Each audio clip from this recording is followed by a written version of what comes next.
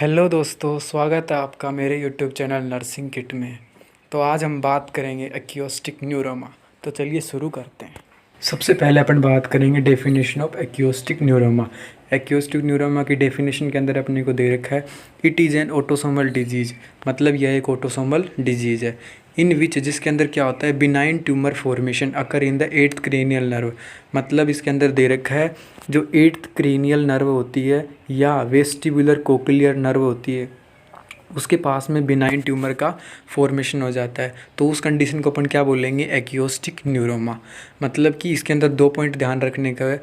पहला पॉइंट, यह एक ऑटोसोमल डिजीज है। सेकंड, एट्थ क्रेनियल नर्व के पास में ट्यूमर फॉर्मेशन हो जाता है, तो वो कंडीशन क्या होती है, एक्यूस्टिक न्यूरोमा। इसके बाद में अपना नेक्स्ट पॉइंट है ईटियोलॉजी। मतलब एक्यूस्टिक न्यूरोमा की ईटियोलॉजी की अपन बात करते हैं, तो ईटियोलॉजी के अंदर दे रखा है कि ये क्रोमोसोमल एबनॉर्मल जीन के द्वारा होता है। जीन का नाम क्या है, जीन NF2, मतलब न्यूरोफिब्रोमेटास्टेसिस। इस जीन के द्वारा एक्यूस्टिक न्यूरोमा होने के चांस हैं।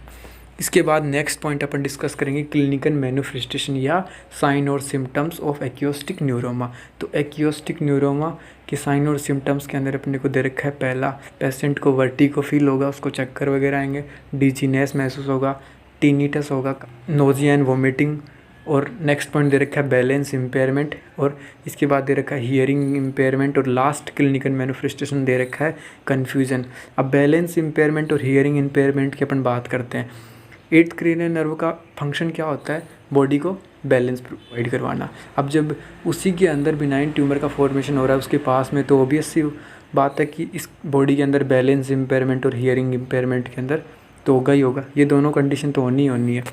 इसके बाद में अपन नेक्स्ट पॉइंट की बात करते हैं, डायग्नोस्टिक फाइंडिंग। तो डायग्नोस्टिक फाइंडिंग के अंदर पहला पॉइंट है history taking and physical examination. मतलब पेशेंट का अपन हिस्ट्री टेकिंग करेंगे, उसका डाटा कलेक्ट करेंगे कि बीमारी कब से हो रही है, नाम वगैरह जो भी चीज़ें, पूरा हिस्ट्री कलेक्शन करेंगे। उसके बाद में उसका फिजिकल एग्जामिनेशन करेंगे अपन। ठीक है, डायग्नोस्टिक फाइंडिंग के अंदर पहला हो गया। Second, otoscopy. मतलब अपन चेक करेंगे, डायग्नोसिस करेंगे कि ईयर के अंदर कोई और प्रॉब्लम तो नहीं है, ईयर के अंदर प्रॉब्लम क्या है।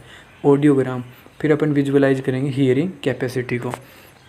थर्ड पॉइंट भी हो गया। इसके बाद नेक्स्ट पॉइंट है CT स्कैन एंड MRI। अपन क्या करेंगे, ईयर की CT करेंगे और MRI करेंगे।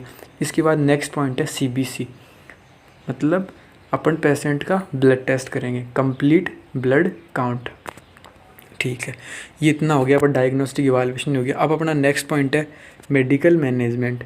तो मेडिकल मैनेजमेंट के अंदर the medical management is to focus to reduce the symptoms. मतलब जो अपन पेशेंट को ट्रीटमेंट दे रहे हैं उसका सबसे इम्पोर्टेंट फंक्शन अपना यही है कि पेशेंट के जो सिम्टम्स हैं उनको रिड्यूस करना है। इसके बाद में नेक्स्ट लाइन में क्या दे रखा है, the effective treatment of acoustic neuroma is surgical approach. मतलब एक्यूस्टिक न्यूरोमा का जो इफेक्टिव ट्रीटमेंट है वो है सर्जिकल अप्रोच से ही पॉसिबल है। चलो, मेडिकल मैनेजमेंट ही कंप्लीट हो गया। मतलब मैनेजमेंट के अंदर पहला पॉइंट पूरा हो गया। अब मेडिकल मैनेजमेंट के अंदर सेकंड पॉइंट दे रखा है सर्जिकल मैनेजमेंट। सर्जिकल मैनेजमेंट के अंदर अपन क्या करेंगे, पेशेंट को सर्जरी का जो भी ट्रीटमेंट है वो प्रोवाइड करेंगे। तो पहला क्या है, माइक्रो सर्जरी। माइक्रो सर्जरी क्या होता है, माइक्रो सर्जरी का मतलब होता है in this surgery and small incision is made between the skull and inner ear. मतलब क्या करेंगे, जो अपना स्कल है और इनर ईयर है उसके बीच में एक छोटा इंसिजन लगाएंगे, और वो इंसिजन क्या काम आएगा, जो एबनॉर्मल ग्रोथ है उसको वहाँ से रिमूव करेंगे। माइक्रो सर्जरी का मतलब समझ में आ गया कि स्कल और इनर ईयर के बीच में अपन एक स्मॉल इंसिजन करेंगे, और फिर उसके बाद में उस इंसिजन के द्वारा अपन जो ईयर के अंदर एबनॉर्मल ग्रोथ हो रही है उसको रिमूव करेंगे। माइक्रो सर्जरी भी पूरा हो गया। इसके बाद में नेक्स्ट आता है स्टीरोटोटिक रेडियो सर्जरी। तो इस पॉइंट के अंदर अपन बात करते हैं, तो इसके अंदर दे रखा है in this high x-ray should be use to reduce the size of the tumour and destroy the tumour cell.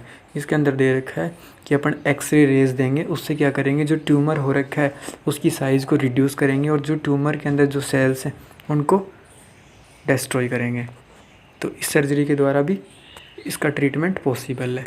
तो अपना मेडिकल मैनेजमेंट हो गया, सर्जिकल मैनेजमेंट हो गया। अब लास्ट आता है नर्सिंग मैनेजमेंट। नर्सिंग मैनेजमेंट के अंदर अपन क्या करते हैं, पहला पॉइंट दे रखा है assess the general condition of the patient. Patient की जनरल कंडीशन को अपन असेस करेंगे। दूसरा पॉइंट है monitor the GC of the patient to assess the CNS function impairment due to abnormal growth. मतलब पेशेंट का अपन मॉनिटर करेंगे ग्लासकोमा स्केल, और उसके द्वारा अपन जो CNS की जो फंक्शन उसके अंदर कोई इम्पेयरमेंट तो नहीं आ गया, कोई एबनॉर्मलिटी तो नहीं है, वो सारी चीज़ें अपन असेस करेंगे जिस स्केल के द्वारा। नेक्स्ट पॉइंट अपने को दे रखा है prevent the patient from injury.